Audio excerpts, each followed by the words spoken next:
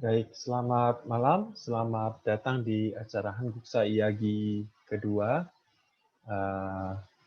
Waktu sudah pukul 6:07 di Indonesia, di Korea mungkin jam 8:07 ya Kak Mega. Ya, boleh di-unmute dulu teleponnya. Sudah. Sambil kita menunggu, mungkin presentasi akan dimulai 2 menit lagi. Saya akan memperkenalkan pembicara kita malam ini, Kak Margaret Teresia, atau yang sering dipanggil Kak Mega. Kak Mega menyelesaikan studi S1-nya di program studi bahasa dan kebudayaan Korea, jurusan bahasa dan kebudayaan Korea di Fakultas Ilmu Budaya Universitas Indonesia, lalu menempuh S2 jenjang magister di Kyunghee University, jurusan sastra klasik Korea, betul ya Kak? Sekarang lanjut lagi di jenjang doktoralnya di Kyunghee University, di universitas yang sama. Sekarang sedang menulis disertasi ya Kak? Di sana. Oke, kita sapa dulu deh dua patah kata dari Kak Mega. Apa ya, malam semuanya. Kalau di Korea sekarang udah jam 8:09. Annyeonghaseyo. Iya, baru pertama kali juga saya webinar kayak gini dari Korea, tapi buat orang Indonesia yang ada di Indonesia. Jadi sebetulnya agak deg-degan juga. Mudah-mudahan nggak salah deh waktu nanti ngomong. Sam, 긴장 하지 마세요. 침착해요, Sam. Oke, Kak Margaret, Kak Mega, boleh dimulai saja sekarang? Langsung mulai aja? Ya, silakan. Oke.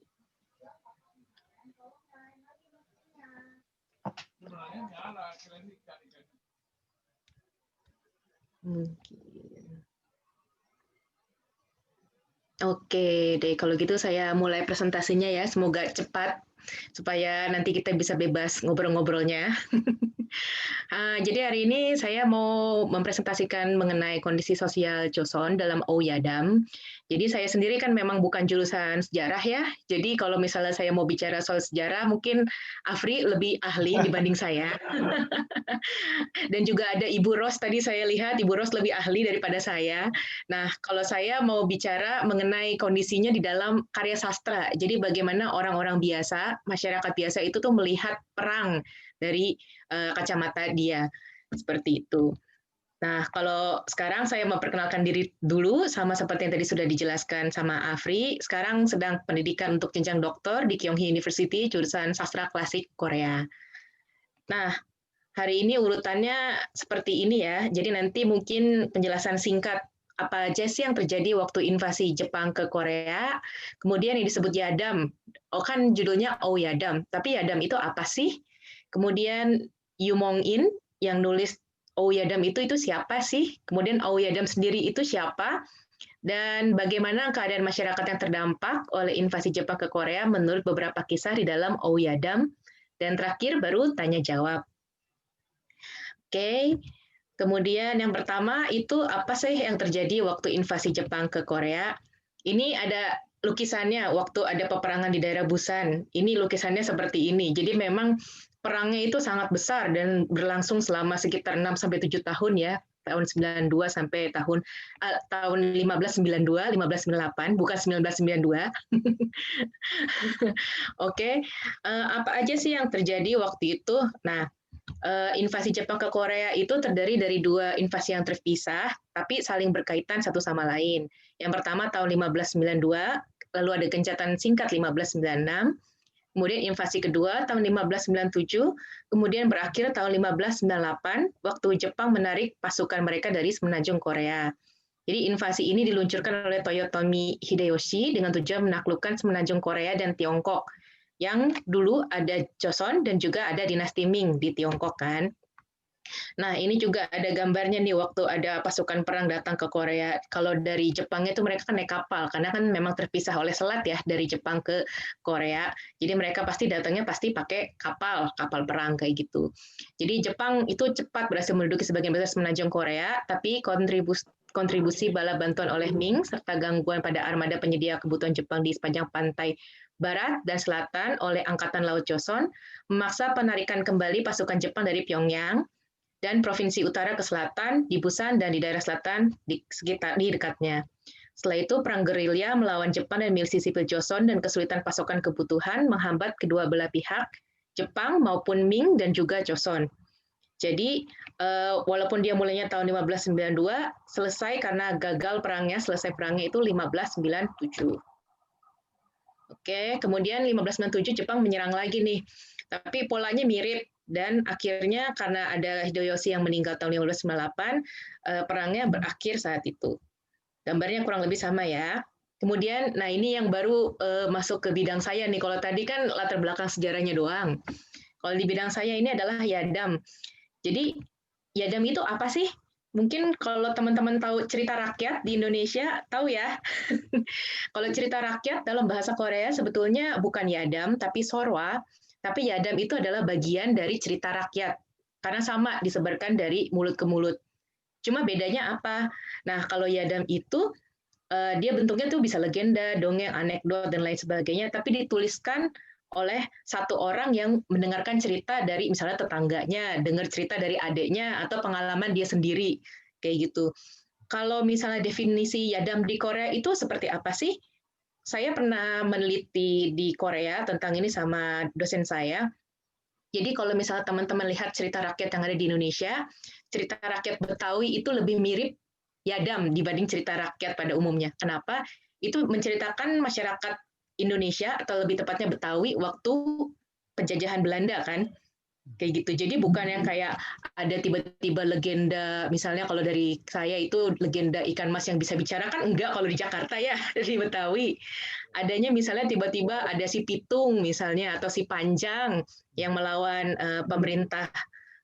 pemerintahnya Belanda. Nah, Yadam tuh kayak gitu. Jadi menceritakan soal pahlawan atau menceritakan oh saya ini ngelihat kayak di depan saya ada prajurit, waktu itu ada prajurit terus saya lihat di sebelahnya ada hantu kayak gitu. Itu Yadam disebutnya. Jadi apa yang mau saya presentasikan hari ini, oh Yadam itu ditulis oleh satu orang yang mendengar cerita dari sekelilingnya dan juga menceritakan apa yang dia lihat. Seperti itu.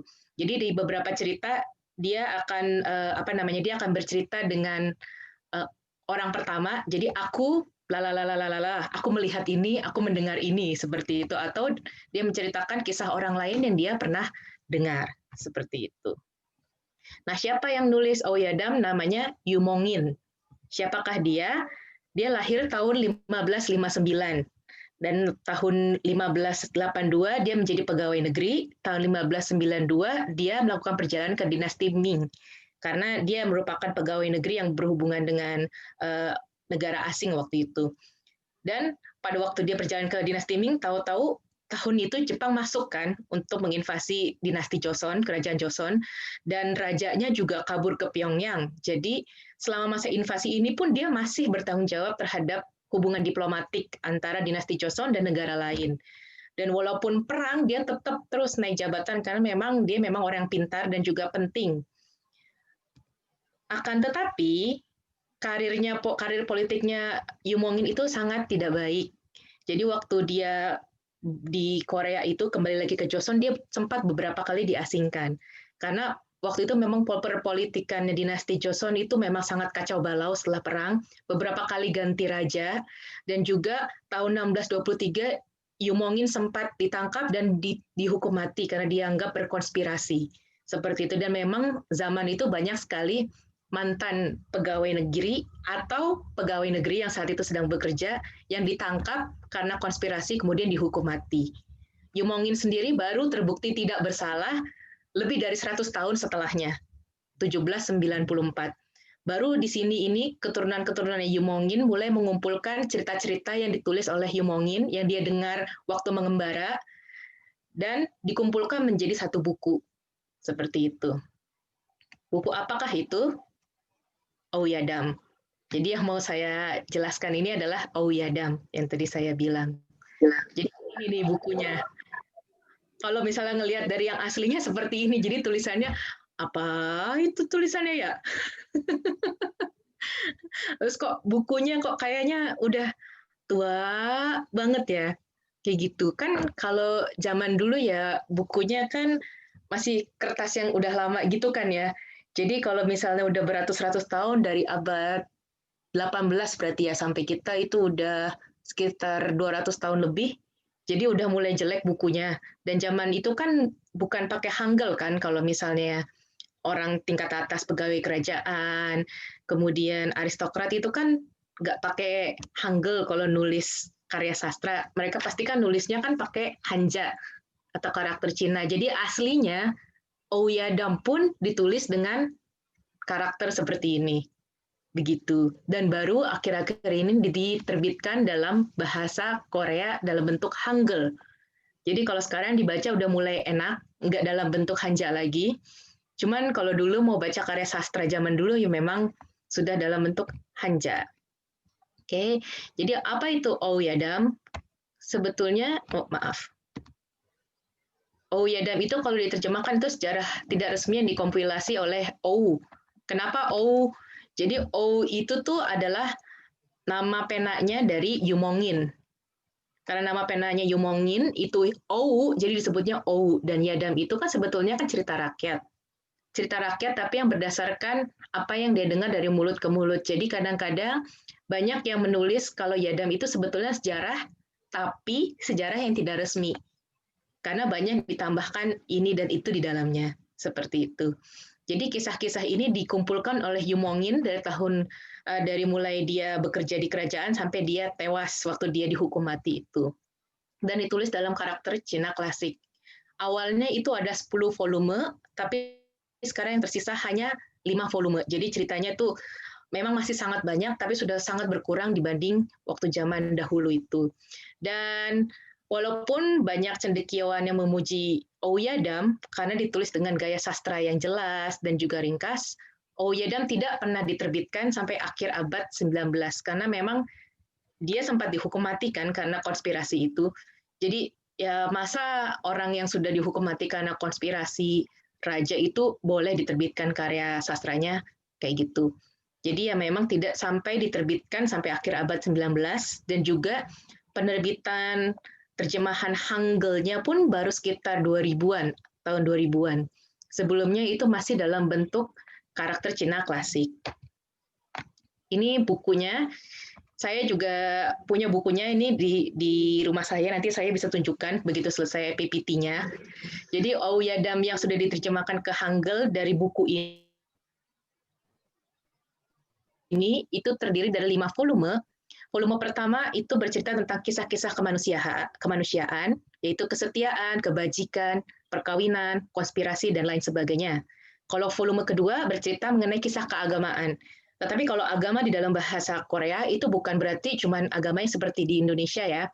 Bukan berarti cuma Buddha, cuma Hindu dan sebagainya, tapi hantu, roh, mimpi ini juga masuk ke dalam kisah-kisah keagamaan karena berhubungan dengan kepercayaan manusia. Seperti itu. Kemudian volume ketiga mengisahkan seni, sains, budaya, sastra, musik, kaligrafi, medis, dan sebagainya. Tetapi karena zaman itu salah satu seni dan sains yang paling penting itu adalah sastra, volume ketiga itu sebagian besar isinya itu adalah puisi, kayak gitu. Kemudian volume keempat menceritakan kehidupan masyarakat seperti bagaimana masyarakat itu mengikuti ujian negara supaya jadi pegawai negeri, kemudian bagaimana masyarakat itu berani, bagaimana keserakahan, bencana, humor, dan sebagainya. Kemudian volume terakhir kalau diterjemahkan itu memang agak aneh karena artinya adalah semua hal, yaitu ya sisa-sisanya yang tidak termasuk ke dalam volume yang tadi seperti surga, bumi, tanaman, kemanusiaan, dan juga yang lain sebagainya. Jadi cerita-cerita yang ada itu dari berbagai aspek kehidupan manusia yang ada sebelum hingga sesudah invasi Jepang ke Korea kalau Ouyadam ini. Kayak gitu. Ini langsung ke bagian 4-nya aja ya. Keadaan masyarakat yang terdampak oleh invasi Jepang ke Korea menurut Ouyadam. Jadi dari volume 1 nanti saya akan menjelaskan sekitar ada 5 cerita. Mungkin nanti saya akan bacakan satu-satu. Cukup banyak, kalau ada yang tertarik nanti boleh ditanyakan. Jadi di dalam Oyadam terbitan Dolbege itu ada 81 cerita di volume 1, dan yang saya akan perkenalkan ini menceritakan bagaimana masyarakat bisa kabur dari tahanan saat Jepang menginvasi Korea Selatan. Dan ini sebetulnya diterjemahkan oleh saya. Jadi kalau misalnya ada kesalahan atau misalnya ada yang kurang cocok dalam terjemahannya, itu saya mohon maaf terlebih dahulu ya. Ini yang pertama, itu ceritanya adalah mengenai Kontumun dan Iji yang melarikan diri dari prajurit Jepang. Oke, jadi ceritanya seperti ini. Selama invasi Jepang ke Korea, Kondumun, gubernur Pyeongchang, ditangkap oleh prajurit Jepang dan dikurung di dalam ruang penyimpanan buku di rumahnya dengan tangan dan kaki yang terikat rantai. Setelah beberapa saat, seorang tentara Jepang masuk dan membawa kotak kayu, membuka kotak kayu tersebut dan menunjukkannya kepada Kwon. Isi kotak tersebut ternyata adalah kepala manusia. Prajurit Jepang itu berkata, "Ini adalah kepala Kim Jae-gap, pemimpin daerah Wonju, dan akan segera kami serahkan ke jenderal kami. Kau juga akan menjadi seperti ini saat tiba di camp jenderal kami besok." Kondumun menjadi lebih ketakutan dan mencoba melepaskan rantai sepanjang malam. Tetapi rantai itu putus hanya setelah tangan dan kakinya penuh dengan luka di sana dan di sini. Akhirnya, Kwon menumpuk buku silsilah keluarga hingga menyentuh palang atap, memanjat hingga ke langit-langit dan keluar dengan berlumuran debu. Di luar pagar, para prajurit sedang tidur dengan menggunakan buku silsilah keluarganya. Kwon Du-mun berjalan di bawah pagar dan melewati mereka. Kwon Du-mun bisa keluar dengan selamat karena para prajurit Jepang tertidur sangat lelap dan tidak terbangun sama sekali. Seorang pejabat bernama Iji saat itu masih sangat muda dan masih belum mempunyai jabatan sama sekali. Dia bersembunyi di semak-semak dengan saudara laki-lakinya yang berusia 6 tahun, tetapi ditangkap oleh seorang prajurit Jepang dan dibuang ke kamp. Prajurit Jepang memasang rantai di lehernya, menguncinya di bagian dalam rumah, memaku rantai itu ke pilar dan menggantungnya, serta meminta beberapa orang prajurit untuk menjaganya. Saat itu adalah musim panas dan tentara Jepang tidur karena pusing, bahkan tanpa berjalan ke halaman dan ruangan untuk pelayan. Iji mengguncang paku di tengah malam, namun saat tentara Jepang yang menjaga datang dengan membawa obor, ia memasang kembali paku tersebut seperti sebelumnya. Sambil menunggu prajurit Jepang itu tertidur, Iji melingkarkan rantai di lehernya, meletakkannya di pelukannya, akan tetapi Iji tidak bisa meninggalkan saudaranya. Jadi, Iji meletakkannya di punggung dan menyuruhnya untuk tidak menangis. Dia menginjak tanah dan pergi ke halaman di luar, di mana para prajurit Jepang itu tidur tanpa alas kaki. Ada pagar kecil yang panjangnya sekitar 4 atau 5 jengkal, tetapi ada beberapa jalan setapak di luar pagar. Lee takut jika ia melompati pagar saat menggendong adiknya, suaranya akan sangat keras, sehingga bisa membangunkan para prajurit Jepang. Oleh karena itu, ia menurunkan adiknya terlebih dahulu dan berkata, "Jangan menangis. Jika kamu menangis, kamu mati." Tapi adiknya menangis. Setelah melintasi tembok, ia menggendong adik laki-lakinya dan melarikan diri. Tetapi saat itu, prajurit Jepang tertidur sangat lelap dan tidak terbangun. Setelah kejadian itu, Iji mengikuti ujian nasional dan lulus sehingga menjadi seorang pejabat. Ia mengganti namanya menjadi Lip, lalu menjadi gubernur daerah Jola sebelum meninggal. Jadi ini menceritakan dua orang ya, tadi Iji dan Kwon, bagaimana cara mereka untuk kabur saat ditangkap oleh orang Jepang. Tapi kita tidak tahu ini benar atau salah karena ini yang didengar oleh Yumongin dari orang-orang di sekitarnya. Kemudian di volume kedua, ini kisah-kisah keagamaan, saya mengambil salah satu cerita berhubungan dengan hantu kalau di sini, karena hantunya ini berhubungan dengan trauma dan kesedihan karena adanya peperangan yang panjang. Judulnya itu adalah Hantu Pohon Hansanto.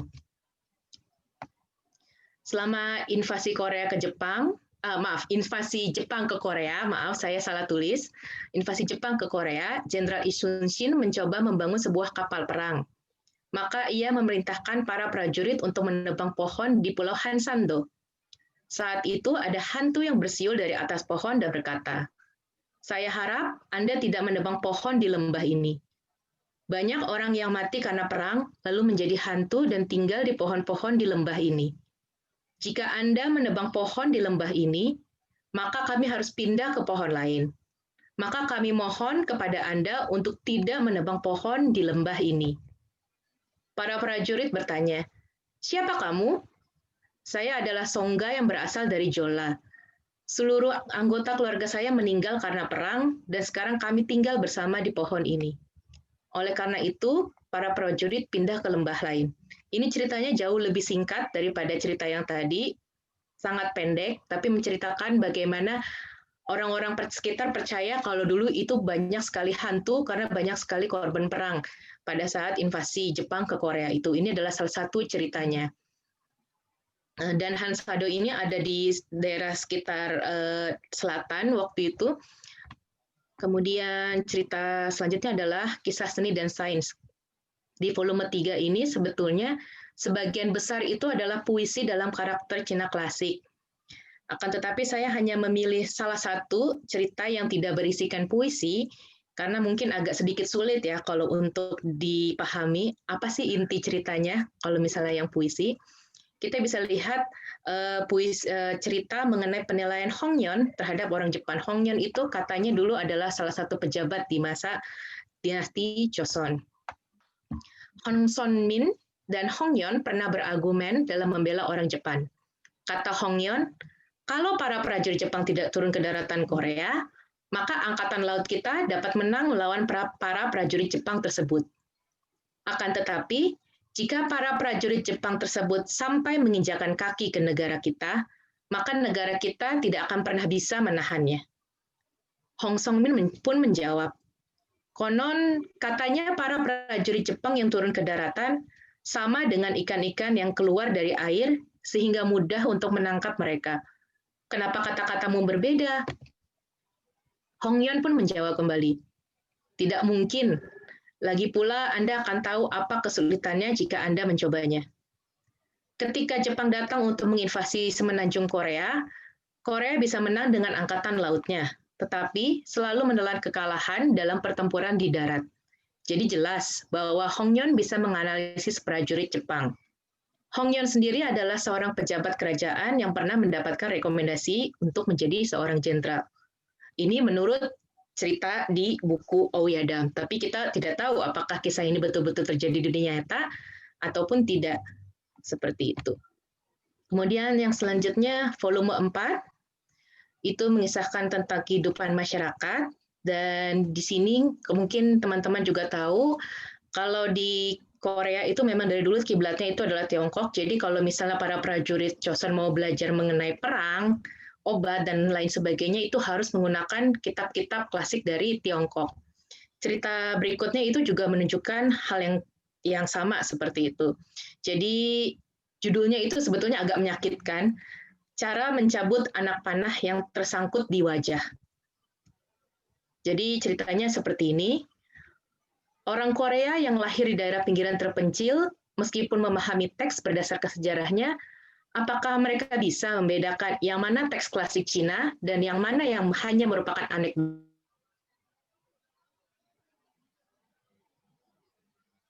Walaupun tanganku terkena anak panah yang menusuk dari telapak tangan hingga ke siku, aku bisa mematahkan anak panah itu lalu naik kuda. Aku pikir maksudnya adalah dia menarik anak panah yang tertancap, lalu mematahkan anak panah tersebut. Lalu aku bertemu dengan seorang tentara Tiongkok yang membantu Korea saat invasi Jepang ke Korea. Dan sambil menunjuk ke bekas luka di wajahnya, dia berkata, "Dalam pertarungan di Benteng Pyongyang, sebuah anak panah menembus wajah saya. Saya mencoba menariknya keluar dan membuangnya, tetapi darah mengalir keluar dari lubang panah dan saya segera merasa pusing. Jadi, saya mematahkan separuh anak panah yang saya buang dan menaruh separuh di wajah saya. Saya tidak mati dan bisa bertempur lagi melawan prajurit Jepang. Bahkan saya bisa memenggal 2 orang prajurit Jepang. Saat saya kembali ke camp, Saya mencabut ujung anak panah di wajah saya, lalu membalurkan lubang luka saya dengan obat-obatan sehingga saya tidak tewas. Secara umum, cara para prajurit bertempur sudah cukup jelas, jadi mereka yang datang ke camp harus terus belajar. Saat pertama kali mendengar kisah itu, aku pikir kisah itu sangat aneh. Akan tetapi aku sadar kalau hal yang tertulis di dalam kitab Zuo Chuan tidak salah. Di sini kan terlihat ya, dia menyebutnya aku di sini adalah Yu Mong In. Jadi dia menulis cerita ini karena dia mendengar dari orang lain. Seperti itu. Jadi dia menuliskan juga pendapat dirinya sendiri di sini. Makanya dia bilang, aku seperti ini, aku membaca ini. Seperti itu. Di volume 5, kisah semua hal seperti itu. Kalau kali ini mungkin agak berbeda dengan yang tadi. Saya mengambil, mungkin kalau yang teman-teman udah tahu Legend of the Blue Sea, yang pernah tayang di Indonesia dan di Korea. Yang drama ini sebetulnya diambil dari kisah Ouyadam. Dan ini juga saya terjemahkan karena menurut saya cukup menarik. Dan kisah ini berjudul Putri Duyung. Namanya mulai dari Kim Dam-nyong. Kim Dam-nyong pernah tinggal di sebuah rumah nelayan di tepi laut saat ia bermain-main lebih awal saat musim semi di sebuah desa di daerah Heupgokyeon. Ketika itu, Kim bertanya kepada seorang nelayan mengenai ikan apa yang ditangkapnya. Lalu sang nelayan menjawab, saya pergi memancing dan menangkap 6 putri duyung. 2 diantaranya saya tombak sampai mati dan 4 lainnya masih hidup. Ketika Kim keluar dan melihat-lihat, mereka semua terlihat hanya seperti anak-anak berusia 4 tahun dan wajah mereka cantik dan anggun. Hidung mereka pun mancung. Daun telinga mereka terlihat jelas, janggut mereka berwarna kuning, dan rambut hitam mereka menutupi dahi. Mata mereka yang berwarna hitam dan putih terlihat bersinar, akan tetapi pupil mata mereka berwarna kuning. Beberapa bagian tubuh mereka berwarna merah pucat, beberapa bagian semuanya putih, dan ada pola hitam samar di bagian punggung mereka. Alat kelamin mereka pun persis dengan manusia, baik untuk duyung yang perempuan maupun laki-laki. Jari tangan dan jari kaki mereka pun seperti manusia, tetapi dengan pola kerutan di tengahnya. Jadi, ketika Kim duduk berlutut dan memeluk mereka semua sama seperti manusia. Akan tetapi mereka tidak bersuara seperti manusia, dan hanya meneteskan air mata yang deras seperti hujan. Saat itu Kim merasa kasihan dan menyuruh nelayan untuk melepaskannya. Akan tetapi nelayan tersebut berkata dengan sangat sedih, minyak yang dikeluarkan oleh para putri duyung sangat bagus dan tidak akan busuk walau disimpan dalam waktu yang lama. Sangat berbeda dengan minyak ikan paus yang membusuk dan berbau ketika lama disimpan. Saat Kim melepaskan duyung-duyung tersebut dan mengembalikannya ke laut, mereka berenang seperti kura-kura. Saat itu Kim sangat penasaran dan nelayan itu berkata, duyung yang berukuran besar ukurannya sama dengan manusia. Duyung-duyung tadi masih anak-anak. Aku pernah dengar seorang nelayan di daerah Gansong yang tidak memiliki empati pernah menangkap seorang putri duyung yang kulitnya sangat putih dan cantik seperti wanita. Ketika nelayan itu melecehkan sang putri duyung dan melakukan hal-hal yang tidak senonoh, putri duyung itu tertawa dengan lembut, seolah-olah dia sangat menyukainya. Putri duyung itu akhirnya dilepaskan ke laut dan dikatakan bahwa dia benar-benar pergi setelah 3 kali kembali dan melakukan hal yang sama. Ketika aku melihat naskah-naskah kuno, aku pun pernah membaca hal ini. Putri duyung, pria dan wanita, sama seperti manusia. Ketika Anda menangkap putri duyung di laut, letakkanlah dia di sebuah kolam dan berikanlah dia makan. Anda bisa melakukan hubungan suami istri dengannya, sama seperti dengan manusia. Aku tertawa keras dan berkata dalam hati, bagaimana bisa aku mendengarkan cerita seperti ini lagi untuk kedua kalinya dalam hidupku? Jadi seperti yang teman-teman lihat semuanya, di sini ada beberapa kisah yang menggunakan sudut pandang orang pertama, aku, itu artinya si Yu Mong In, yang membicarakan kisah-kisah tersebut dari yang dia dengar ataupun dia perhatikan sendiri. Dan juga ada kisah-kisah yang lain menggunakan sudut pandang orang ketiga seperti itu. Dan kalau yang terlihat tadi juga bagaimana prajurit-prajurit Jepang itu menangkap orang Korea, saat itu orang-orang dinasti Joseon, dan bagaimana orang-orang dinasti Joseon itu berusaha untuk bisa kabur dari prajurit Jepang, dan juga bagaimana cerita mengenai banyaknya orang yang meninggal saat invasi Jepang ke Korea sehingga ada hantu. Jadi orang Korea juga sebetulnya percaya hantu kalau zaman dulu ya. Dan juga kalau yang kisah terakhir ini itu sebetulnya tidak ada hubungannya dengan invasi Jepang terhadap Korea ini. Cuma saya ambil karena ini cukup menarik seperti itu. Oke, mungkin sampai di sini agak terlalu cepat ya saya ngomongnya ya. Mungkin ada pertanyaan? Iya, terima kasih banyak Kak Mega. Wah, mulai dari cerita anak panah sampai Putri Duyung. Nggak menyangka bahwa Legend of the Blue Sea itu diambil dari Yadam ternyata. Saya baru tahu hari ini. Oh ya? Baru tahu, bener, sir. Ini ada beberapa pertanyaan di kolom chat. Aku stop share dulu kali ya? Ya, boleh. Atau sambil itu nggak apa-apa. Berarti kalau cerita terbentuknya Korea, gitu berarti nggak masuk Yadam ya Kak? Ini dari Kak Ari ke Kak Mega. Bentar, mana? Oh, Cerita terbentuknya Korea itu mungkin ceritanya Tangun ya. Iya, yang Tangun itu. Ya. Kira-kira bagaimana kalau dari sudut pandang sastra? Kalau dari sudut pandang sastra itu, Yadam itu tuh baru mulai di masa-masa invasi Jepang terhadap Korea. Karena mulai dari sini kan orang-orang mulai cerita-cerita, aku lihat di situ tuh, aku kemarin ketemu prajurit Jepang, dia itu seperti ini kemarin. Itu tuh baru mulai saat itu, kemudian baru mulai dicatat kan, seperti itu. Kalau kisah terbentuknya Korea atau misalnya Dangun itu yang ada di Samguk-yusa, itu kan sebetulnya bukan dari kisah mulut ke mulut yang didengar cerita saat ada peperangan gitu kan, kayak gitu. Itu masuknya kalau di dalam sastra itu masuknya murni ke cerita rakyat yang dalam bentuk besar, legenda, mitos, mungkin lebih ke mitos ya, seperti itu. Jadi masuk ke dalam cerita. Kalau di dalam definisi cerita rakyat dalam bahasa Indonesia itu masuk semuanya. Pada bentuknya Korea, kemudian yang cerita-cerita ini masuk ke cerita rakyat. Tapi kalau di dalam definisi bahasa Korea itu tidak termasuk ke dalam Yadam. Kalau untuk Tangun itu termasuknya ke Shinhwa, mitos. Di Korea sendiri kalau di sudut pandang sastra ada beberapa jenis cerita Kak. Dari cerita rakyat itu ada Shinhwa, ada Yadam, lalu ada apa lagi?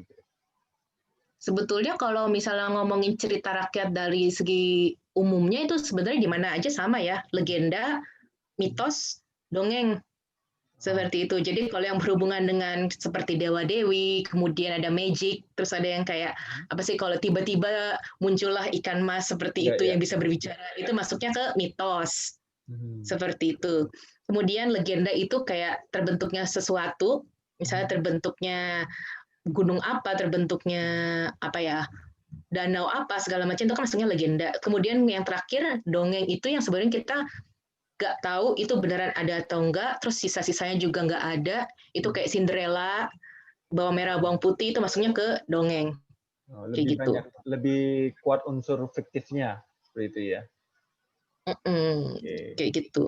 Jadi memang sebetulnya pun waktu saya belajar Yadam di Korea itu juga saya cukup bingung, ini masuknya didefinisikannya apa ya, kayak gitu. Kemudian ke dosen saya sendiri pun sebetulnya di Korea sendiri itu masih dalam perdebatan. Jadi kalau misalnya ngelihat di dalam istilahnya, kalau di dalam ensiklopedianya sendiri itu sebetulnya dia dimasukin ke sorwa atau cerita rakyat kayak gitu kan. Tapi kalau misalnya dari dosennya sendiri, dosen saya dan dosen yang lain pun masih berdebat apakah ini dimasukkan ke sastra lisan karena ini dari mulut ke mulut atau dimasukkan ke sastra tulis. Kayak gitu. Karena ini kan sebetulnya kan ditulis kan kayak gitu. Jadi memang masih perdebatan sih sebetulnya. Kayak gitu. Lalu ada pertanyaan kedua dari Sasha, di mana pusat pemerintahan dinasti Joseon? Mungkin ketika itu ya, di masa Imjin Weran itu. Wah, ini masuknya ke sejarah ya. Waktu pusat pemerintahan dinasti Joseon setahu saya Hanyang sih atau Seoul waktu ini. Sekarang kalau modern ini kan Seoul ya. Kemudian kalau negara Eropa punya motifnya Gold Glory Gospel saat menjajah Nusantara. Kalau motif di balik invasi Jepang ya mau memperluas daerah aja sih kalau zaman dulu. 네, 알겠습니다, 쌤. 감사합니다. 알려주셔서. Ya, Lalu dari Ari, thank you Kak Mega. Mau tanya lagi Kak, setelah Yadam ini dipublish dan diketahui lebih banyak orang, ada pengaruh tertentu nggak terhadap sejarah formal Korea? Terlebih kan karena ini sebelum dan selama penjajahan Jepang. Sebenarnya koreksi dulu, ini bukan penjajahan Jepang sih, lebih ke invasi. Jadi Invasi perang Jepang. sebenarnya. Jadi ini juga terjemahannya, ini juga saya waktu di konferensi itu juga banyak perdebatan ya. Sebenarnya invasi Jepang terhadap Korea itu terjemahan dari bahasa Koreanya, ya kan? Tapi kalau terjemahan bahasa Inggrisnya saya dengar itu banyak yang ngomongnya itu Korean War, Joseon War, ini benar-benar perang. Tapi orang Korea itu tidak mau menerima kalau ini tuh perang. Kayak gitu, karena menurut mereka ini adalah invasi orang Jepang yang masuk ke Korea. Korea nggak mau kok terima Jepang, kayak gitu loh. Kenapa disebut ini perang, kayak gitu. Dan ini bukan penjajahan, kalau penjajahan itu masuknya tahun 1910 sampai 45. Kalau ini mereka lebih ke perang. Dan sebetulnya kalau pengaruh tertentu terhadap sejarah formal Korea, enggak ya, karena ini kan jatuhnya kan mereka ke cerita rakyat ya, cerita-cerita aja. Cuma mungkin kita lebih tahu aja masa itu, oh gimana sih orang biasa itu ngelihat prajurit Jepang, terus mereka gimana kaburnya, kayak gitu loh. Terus ada juga, saya nggak sempat terjemahin, ada satu cerita sebetulnya yang saya sempat suka, bagaimana orang biasa mau masuk ke dalam, mau ikut jadi prajurit Korea untuk ngelawan orang Jepang yang waktu itu masuk ke Korea. Itu ada cerita kayak gitu, karena menurut mereka ini tanah kelahiran mereka, kayak gitu. Itu juga ada, kayak gitu. Kemudian, kalau saya dengar dari Afri ya, saya kan juga bukan orang sejarah ya. Kalau dari sejarah sendiri itu juga kan sebetulnya ngelihat dari sastra juga ya. Betul. Tapi nggak ngambil ini sebagai data sumbernya. Betul. Untuk memahami jiwa zaman mungkin ya Kak, zeitgeist-nya. Gimana kalau sejarah itu kan hanya melihat sesuatu yang besar-besarnya saja, tahun-tahunnya saja, berapa ribu prajurit, seperti itu kan. Kalau sastra itu lebih masuk ke cerita-cerita masyarakatnya yang berperang, seperti itu. Jadi kita akan lebih masuk ke jiwa zaman itu, mungkin gitu ya Kak. Dan sastra dan sejarah itu nggak bakal bisa dipisahkan selamanya mungkin, karena saling berkesinambungan. Oke, pertanyaan selanjutnya dari Kak Flo, adakah karya sastra lain yang bisa dijadikan rujukan untuk mengetahui invasi Jepang ke Korea? Oh ya, ada ya, nggak kebaca. Rujukan untuk invasi Jepang ke Korea, kalau misalnya selain Ouyadam, sebenarnya kalau sekarang belakangan ini yang banyak dicek itu Ouyadam ya, karena ini kan baru di sastra ini juga masih baru ditemuin, baru diterjemahin, jadi yang masih fresh banget orang-orang nyarinya tuh Ouyadam. Cuman sebetulnya kalau kisah-kisah puisi, maksudnya kalau dari segi puisi itu juga banyak yang menceritakan bagaimana pertumpahan darah, kayak gitu. Jadi kalau misalnya ngelihat dari segi puisinya, puisi-puisi di zaman itu tuh banyak yang ceritain bagaimana mereka itu sedih, bagaimana mereka ngelihat itu bukan lagi kayak laut, gunung atau apa yang hijau, bukan pemandangan, tapi apa yang melihat itu tuh tumpah darah, kayak gitu. Dan kosakata waktu itu mungkin banyak banget yang ngomongin we kali ya, Jepang, kayak gitu di dalam karya sastranya. Oke. Lalu ada lagi dari Sasha, same out of topic, tetapi bagaimana bisa berhasil dalam belajar sastra Korea? Karena saya pribadi tertarik pada sejarah atau yoksa. Nah ini pengalaman pribadi Kak Mega selama belajar sastra klasik di Korea, bagaimana? Gimana ya, saya sendiri waktu lost kok. Waktu datang-datang juga, aduh, saya nggak tahu sastra Korea yang sedalam ini. Aduh, saya juga nggak tahu sejarah Korea yang sedalam ini, benar-benar nggak tahu. Cuman karena memang dari kecil suka banget baca buku cerita rakyat, suka banget baca buku puisi gitu-gitu, ya dijalanin aja. Toh cuman beda bahasa gitu kalau menurut saya, kayak gitu. Dan seperti yang katanya Afri, memang sastra juga nggak bisa dipisahin dari sejarah kan. Karena kalau di Korea dan di Indonesia juga menurut saya, setahu saya sama, kalau mau belajar mengenai sastra Korea, harus kuat dulu background-nya mengenai mengenai sejarah Korea, kayak gitu. Karena kita sebelum menganalisis karya sastra, kita harus paham dulu mengenai munhaksa atau sejarah sastra, kayak gitu. Jadi sastra zaman itu background-nya apa, terus yang keluar sastranya seperti apa, kayak gitu. Dan dibilang karya sastra itu mengikuti zaman. Jadi kalau misalnya lagi ada perang, pasti isinya itu banyak banget yang ngomongin darah, ngomongin pertarungan, kayak gitu tuh pasti banyak, sama kayak Oya Damini kan. Terus tiba-tiba kalau misalnya lagi ada pertumpahan darah dari raja, misalnya ada raja yang digulingkan kayak gitu, itu juga pasti karya sastranya ngomonginnya sedih kalau dari puisinya kan, seperti itu. Jadi memang nggak bisa dipisahkan sejarah sama sastra. Kalau mau belajar sastra, ya memang harus tahu sejarah dulu, walaupun nggak sedalam orang sejarah. 네, 쌤, 좋은 대답이네요. Oke, selanjutnya dari Ibu Ros. Wah, saya mau menyapa Ibu Ros dulu nih. Halo Ibu. Halo Bu Ros. Udah lama nggak ketemu Kak Mega mungkin. Senang bisa bertemu virtual. Saya tertarik untuk dengar dari Mega tentang sejauh mana sejarah berperan dalam analisis sastra. Mungkin tadi jawaban iya. Sejauh Ibu pengen tahu.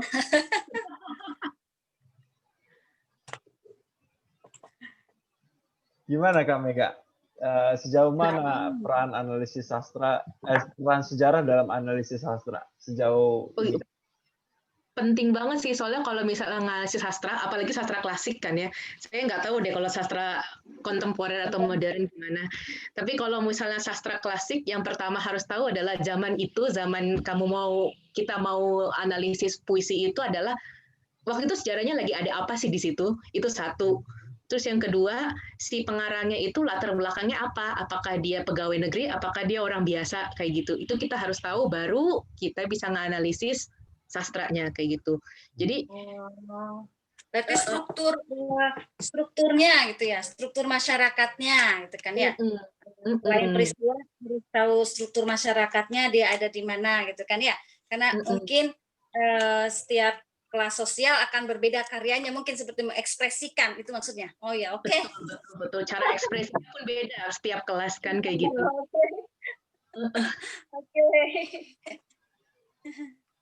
Oke. Ada mungkin ada lagi dari teman-teman.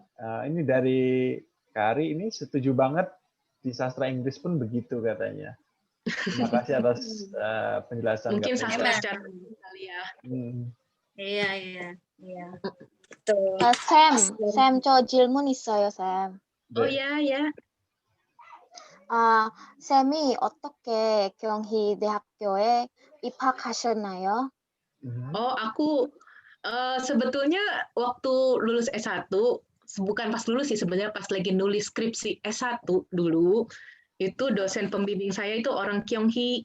Jadi waktu itu dia rekomendasi buat S2 ke Kyonghee, makanya saya bisa S2 ke Kyonghee. Gitu sih sebenarnya.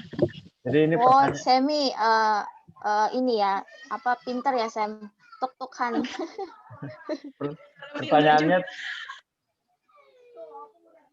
Pertanyaannya tadi saya terjemahkan dulu ya. Bagaimana? Oh iya, boleh. Bagaimana Kak Mega bisa masuk ke Kyonghee University tadi? Jadi dijawabnya karena dulu dosen pembimbing S1-nya alumni Kyonghee seperti itu ya. Jadi direkomendasikan ke Kyonghee. Oke. Iya, jadi pas mau S2 kan nanya bingung, saya mau sastra nih S2 enak kemana ya? Terus karena dosen pembimbing saya orang Kyonghee, ya udah ke Kyonghee aja. Ya udah jadinya ke Kyonghee deh. Oke. Ada lagi teman-teman pertanyaannya boleh diajukan ke Kak Mega.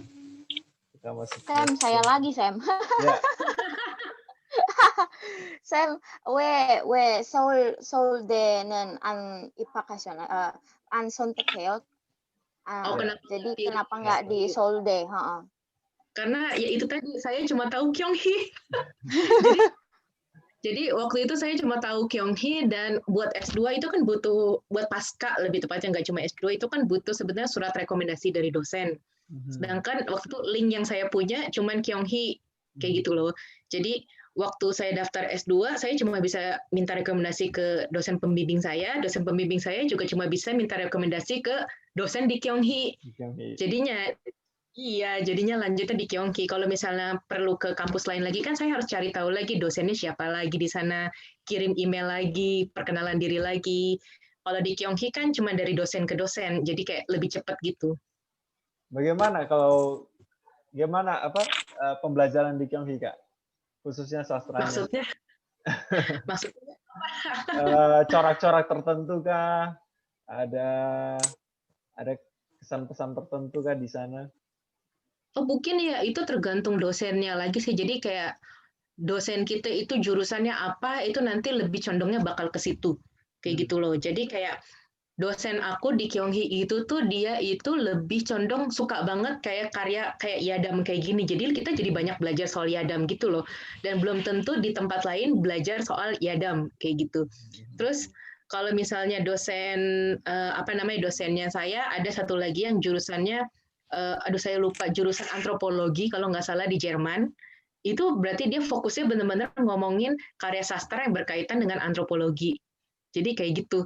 Jadi kayak mungkin kalau saya bisa bilang di setiap universitas bedanya apa, ya bedanya tergantung sama dosennya itu bidangnya apa keahliannya kayak gitu. Kayak dosen saya sendiri pun, kalau dosen pembimbing saya di Kyonghi sih, dia sebenarnya puisi gitu loh, puisinya tapi puisi Cina klasik sebenarnya. Puisi Cina klasik. Jadi sebenarnya dia sangat suka ngomongin karya-karya puisi zaman Goryeo. Jadi Joseon kayak gitu. Iya. Oke. Satu lagi nih pertanyaan nih. Annyeonghaseyo Megashi dari Mbak Marta Fitria. Mau tanya, ada nggak sih cerita rakyat Korea yang mirip dengan cerita rakyat Indonesia? Kalau ada, apakah alur ceritanya sama atau ada perbedaan? Ini spesialis ya Kak Mega. Risetnya semua tentang perbandingan ini. Enggak semua ya, baru saja publish. Iya, kalau yang baru publish itu sih saya ini sih bawang merah, bawang putih sama Kongju Pacui. Kalau dibilang mirip atau enggak, sama atau enggak, sebetulnya cerita rakyat kita pun banyak versinya loh. Jadi kalau mau ngomong bawang merah, bawang putih di Indonesia, sendiri pun versinya banyak banget loh. Ada versi yang bawang merah, bawang putihnya nanti ketemu sama pangeran, ada yang versi dia dapat labu, terus hidup bahagia sama nenek yang ngasih labu. Ada versi juga si bawang putihnya tetap hidup bahagia sama bawang merahnya, sama ibu tirinya. Atau yang ibu tirinya mati sama bawang merahnya. Jadi banyak banget versinya kayak gitu. Cuman yang namanya Kongji Paci itu mirip banget sama bawang merah, bawang putih karena alurnya mirip. Pertama, anak anak yatim piatu. Awalnya ya, anak piatu ya.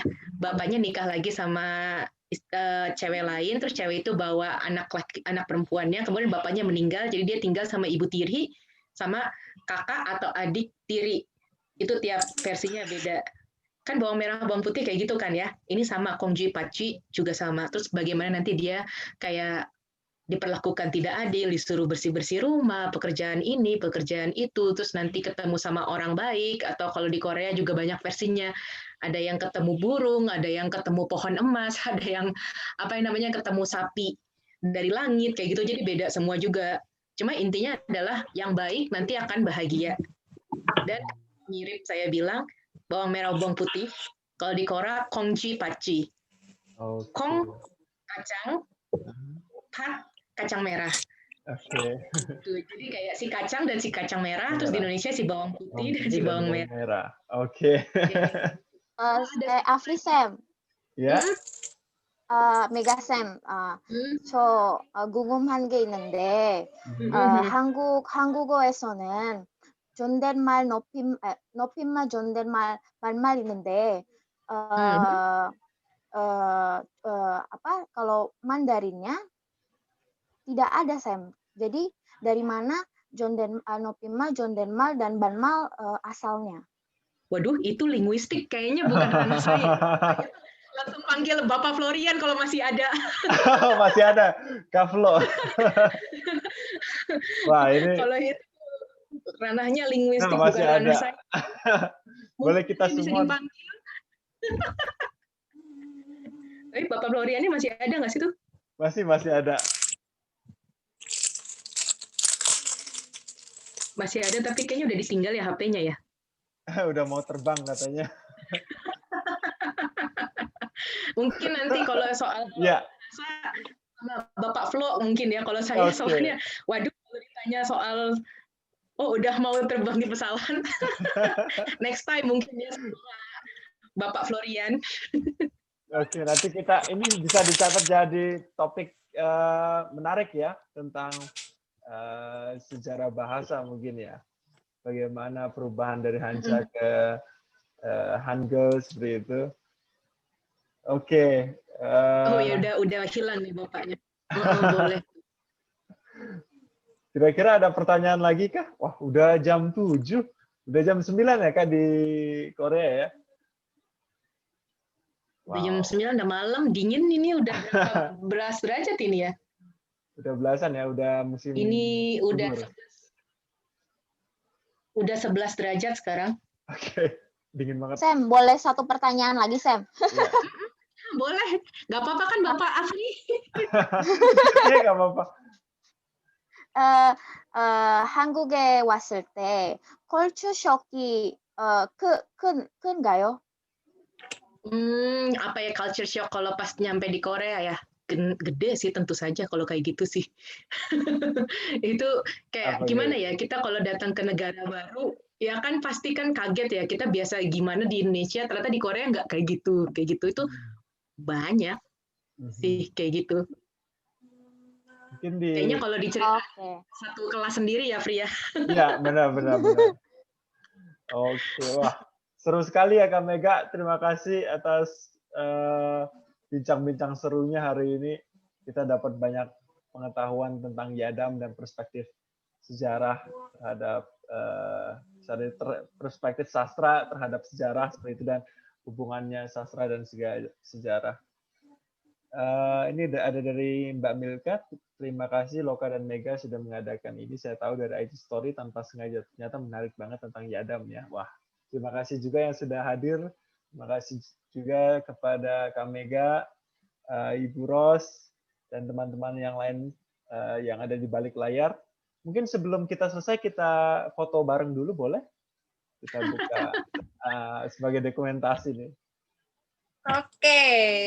Yang belum mengisi daftar hadir, boleh diisi dulu daftar hadirnya. Saya nggak isi, Pri. Oke, nggak apa-apa Ibu. Oke, saya foto ya. Oke.